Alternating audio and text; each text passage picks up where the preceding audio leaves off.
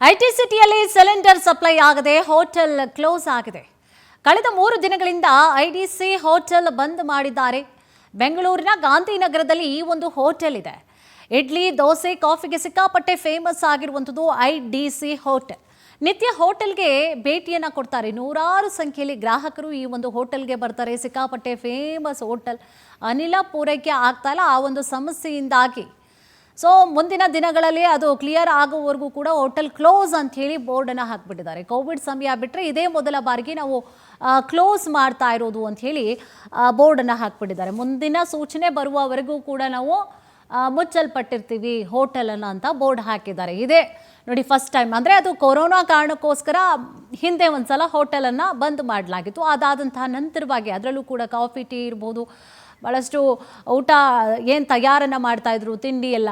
So ಈಗ ನೋಡಿ corona ನಂತರವಾಗಿ ಮತ್ತೊಮ್ಮೆ ಹೋಟೆಲನ್ನು ಬಂದ್ ಮಾಡುವಂಥದ್ದು, ಕ್ಲೋಸ್ ಮಾಡುವಂಥ ಸನ್ನಿವೇಶಗಳು ಅನಿವಾರ್ಯವಾಗಿ ಅವ್ರಿಗೆ ನಿರ್ಮಾಣ ಆಗಿಬಿಟ್ಟಿದೆ. ಕಾರಣ ಏನು ಅಂತಂದರೆ ಸಿಲಿಂಡರ್ ಇಲ್ಲದಂತಹ ಕಾರಣವಾಗಿ. ಇದೇ ವಿಚಾರ ಸಂಬಂಧವಾಗಿ ನಮ್ಮ ಪ್ರತಿನಿಧಿ ಸುಷ್ಮಿತಾ ಪ್ರತ್ಯಕ್ಷ ವರದಿಯನ್ನು ಕೂಡ ನೀಡಿದ್ದಾರೆ. ನೋಡೋಣ.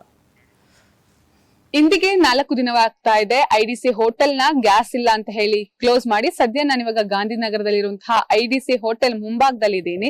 ಯಾವತ್ತೂ ಕೂಡ ಕಮರ್ಷಿಯಲ್ ಗ್ಯಾಸ್ ಇಲ್ಲ ಅಂತ ಹೇಳಿ ಐಡಿಸಿ ಹೋಟೆಲ್ ನ ಕ್ಲೋಸ್ ಮಾಡಿರ್ಲಿಲ್ಲ.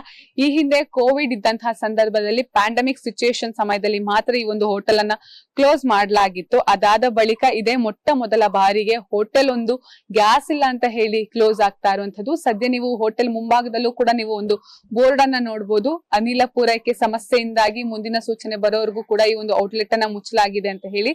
ಕಳೆದ ಗುರುವಾರ ಸಂಜೆ 3 ಗಂಟೆವರೆಗೂ ಕೂಡ ಹೋಟೆಲ್ ಓಪನ್ ಇತ್ತು. ಅದಾದ ಬಳಿಕ ಸಂಪೂರ್ಣವಾಗಿ ಗ್ಯಾಸ್ ಖಾಲಿಯಾಗಿದೆ. ಒಂದು ಕಡೆ ಹೆಚ್ಚಿನ ದುಡ್ಡನ್ನ ಕೊಟ್ಟು ಕಮರ್ಷಿಯಲ್ ಗ್ಯಾಸ್ ಅನ್ನ ಕೊಂಡ್ಕೊಳ್ಳುವಂತಹ ಸ್ಥಿತಿಯಲ್ಲಿ ಅನೇಕ ಹೋಟೆಲ್ಗಳು ಇಲ್ಲ. ಮತ್ತೊಂದು ಭಾಗದಲ್ಲಿ ಗ್ಯಾಸೇ ಅತ್ಯವಶ್ಯಕ. ಅದರಲ್ಲೂ ಕೂಡ ಕೆಲವೊಂದಿಷ್ಟು ಹೋಟೆಲ್ಗಳು ಪರ್ಯಾಯ ಮಾರ್ಗವಾಗಿ ಒಲೆ ಆಗಿರಬಹುದು ಅಥವಾ ಸ್ಟೀಮ್ ಆಗಿರಬಹುದು, ಈ ರೀತಿಯಲ್ಲಿ ಪರ್ಯಾಯ ಮಾರ್ಗವನ್ನ ಬಳಸಿಕೊಂಡು ಹೋಟೆಲ್ ಅನ್ನ ನಡೆಸ್ತಾ ಇದೆ. ಆದ್ರೆ ಗಾಂಧಿನಗರದಲ್ಲಿರುವಂತಹ ಐಡಿಸಿ ಹೋಟೆಲ್ ಮೊಟ್ಟ ಮೊದಲ ಬಾರಿಗೆ ಗ್ಯಾಸ್ ಇಲ್ಲ ಅಂತ ಹೇಳಿ ಕ್ಲೋಸ್ ಆಗಿರುವಂತಹ.